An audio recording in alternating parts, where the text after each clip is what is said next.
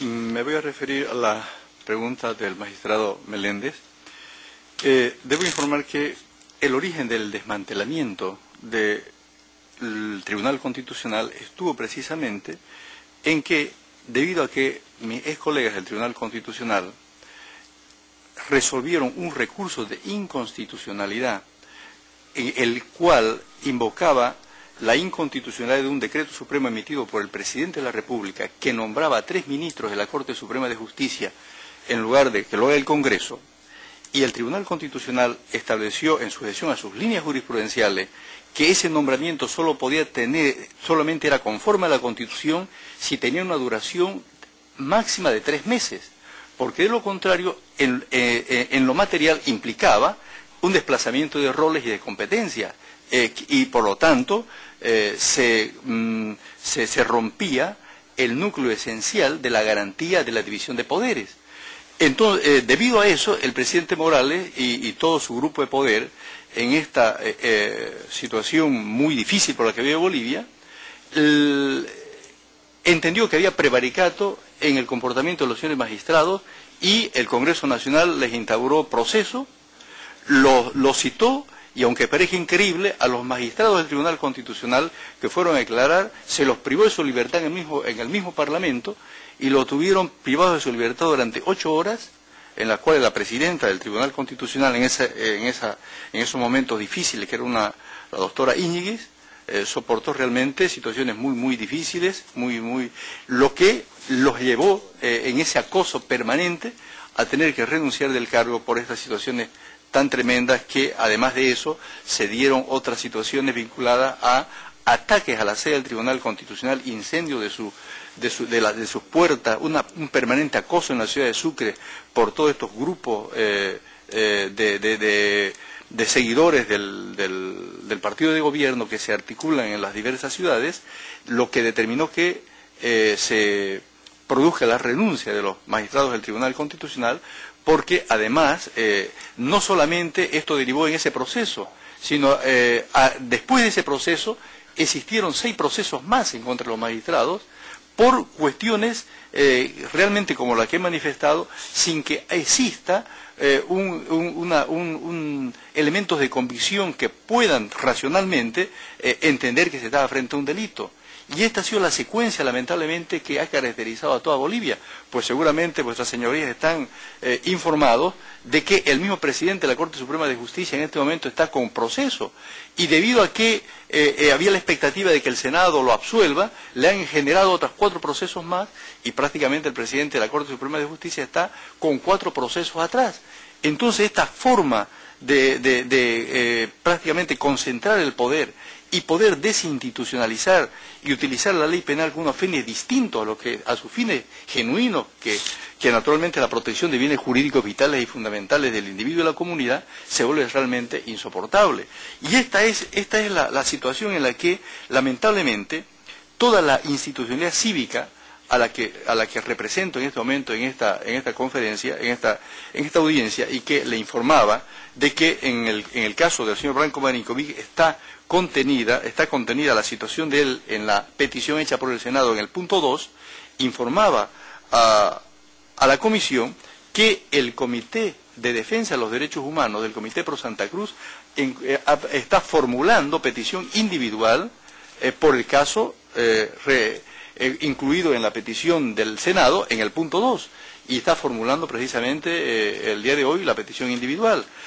Eso les informaba para los efectos procesales correspondientes. Eso ha sido con el asentimiento del Senado. Por tanto, este asunto vinculado al señor Branco Marinkovic y a los otros líderes cívicos, prácticamente de 6 departamentos de la República, que son prácticamente Pando, Tarija, Beni, Chuquisaca, Cochabamba y Santa Cruz, y los otros 3 que afortunadamente no han sido objeto de persecución, que son La Paz, Potosí y Oruro. No los representamos en este momento porque no había una persecución contra ellos. Sin embargo, contra los líderes cívicos y empresariales de estas 6 regiones, la situación es análoga a la que hemos referido con relación a la situación de Branco Marinkovic. Presidente, si nos permite, el senador Pinto desea hacer una ampliación sobre las detenciones indebidas que hemos denunciado. Un minuto. Un minuto, senador. Haremos los esfuerzos. Buenas tardes, un saludo. Solo para puntualizar dos temas. Preguntaba el miembro del Tribunal, Felipe González, sobre el tema de Melgar-Quete. Ese es un periodista que opinaba, por lo menos desde la oposición, y era crítico al presidente. Fue detenido por mostrar una declaración de gentes afines al gobierno que develaba todo el plan operativo para tomar el departamento Pando. Él fue detenido, torturado, lo tuvieron en la cárcel en San Pedro una noche, en una poza de agua a temperaturas que bajaban 4 o 5%, o 5 grados bajo cero. Hubo todo un proceso de tortura contra ese periodista, no hay un proceso y sigue detenido. Pero los casos emblemáticos es el del gobernador de mi región. El señor Leopoldo Fernández tiene un año y 2 meses detenido, no tiene un proceso, pero simplemente por voluntad del gobierno está detenido.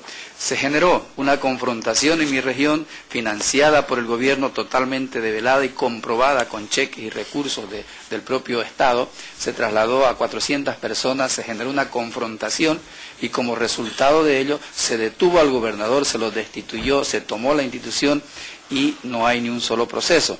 Y no solamente eso. Él hoy día es candidato a vicepresidente por un frente político.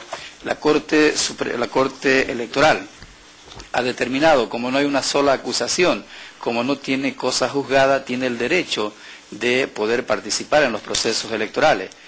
Pese a que el fallo, que son inapelables, la Corte Electoral, el gobierno no lo permite y por voluntad propia no lo deja hablar. No solamente lo tiene detenido en la cárcel, sino no se le permite hablar. Creo que son temas emblemáticos de violación a los derechos humanos y lo que nosotros decimos se lo sustenta con una serie de pruebas, pero fácilmente comprobable en estos momentos. Revisar el ingreso a la cárcel de San Pedro del señor Melgar-Quete, del señor Leopoldo Fernández, gobernador del estado de Pando, pero además un alcalde de la comunidad donde se generó la confrontación y otros concejales. Es una media docena de políticos detenidos y un centenar de ciudadanos en el lado brasilero, pandino, que han pedido el asilo político y ha sido aceptado por parte del Brasil. Al terminar, Presidenta, nuestra respuesta, solo quería pedir la visita de la Comisión al lugar para poder verificar todos los hechos que estamos denunciando y sustentando con las pruebas en todos estos documentos. Bueno, muchísimas gracias a los peticionarios por la información que ha sido dada a la Comisión Interamericana, la vamos a valorar y por supuesto evaluar lo que han planteado. Tenemos que en el informe que nos han presentado varios casos individuales diferentes. Entendemos que aquí están haciendo una manifestación de separar uno de esos casos, que es como ejemplo, como una petición individual, para lo cual se pondrán de acuerdo con el doctor Juan Pablo Albán para formalizar la solicitud de petición individual. Muchísimas gracias, que tengan buenas tardes.